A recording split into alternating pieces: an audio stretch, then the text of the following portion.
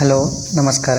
Watermelon seed ಪ್ರೊಡಕ್ಷನ್ನಲ್ಲಿ suit ಅಥವಾ branch cleaning ಮಾಡುವುದು ಹೇಗೆ ಮತ್ತು ಅದನ್ನು ಯಾಕೆ ಮಾಡ್ತಾರೆ ಅಂತ ಈ ವಿಡಿಯೋದಲ್ಲಿ ತಿಳ್ಕೊಳ್ಳೋಣ. ಕಲ್ಲಂಗಡಿ ಅಥವಾ ವಾಟರ್ಮೆಲನ್ ಸೀಡ್ಲಿಂಗ್ಸನ್ನು ನಾಟಿ ಮಾಡಿದ 25ರಿಂದ 30ನೇ ದಿನದಲ್ಲಿ ಇದನ್ನು ನಾವು ಮಾಡ್ತೇವೆ.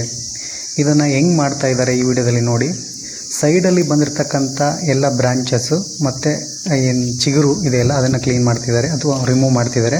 ಜೊತೆಗೆ ಗಂಡು ಮೊಗ್ಗು ಏನಿರುತ್ತಲ್ಲ, ಗಂಡು ಹೂವು ಅದು ಮತ್ತು 9ನೇ ಎಲೆಯ ತನಕ ಇರುವ ಕಾಯಿ ಮೊಗ್ಗು, ಹೆಣ್ಣು ಮೊಗ್ಗನ್ನು ಸಹ ರಿಮೂವ್ ಮಾಡ್ತಾ ಇದ್ದಾರೆ. ಈ ರೀತಿ ಸೂಟ್ ಕ್ಲೀನ್ ಮಾಡೋದರಿಂದ ನಮಗೆ 3 ರೀತಿ ಲಾಭ ಆಗುತ್ತೆ. ಒಂದು ಏನಂದರೆ, ನಾವು ಹೆಚ್ಚಾದ ನ್ಯೂಟ್ರಿಯೆಂಟ್ಸು ಸೀದಾ 9ನೇ ಎಲೆಯಲ್ಲಿ ಪಾಲಿನೇಷನ್ ಮಾಡಿರ್ತೀವಲ್ಲ, ಅಥವಾ ಅದಕ್ಕಿಂತ 9ನೇ ಎಲೆಗಿಂತ ಮುಂದೆ ಹೋಗಿ ಪಾಲಿನೇಷನ್ ಮಾಡಿರ್ತೀವಲ್ಲ, ಆ ಒಂದು ಫ್ರೂಟ್ಗೆ ಹೆಚ್ಚಾದ ನ್ಯೂಟ್ರಿಯೆಂಟ್ಸ್ ಬರೋದ್ರಿಂದ ಹೆಚ್ಚಿನ ಬೀಜದ ಸಂಖ್ಯೆ ಅಥವಾ ಇಳುವರಿಯನ್ನು ಸಹ ಪಡಿಬೋದು. ಜೊತೆಗೆ ಪೆಸ್ಟ್ ಮತ್ತು ಡಿಸೀಸ್ ಕಂಟ್ರೋಲ್ ಆಗುತ್ತೆ. ಜೊತೆಗೆ ಏನಾಗುತ್ತೆ ಅಂತಂದರೆ ಏರ್ ಸರ್ಕ್ಯುಲೇಷನ್ ಚೆನ್ನಾಗಾಗುತ್ತೆ.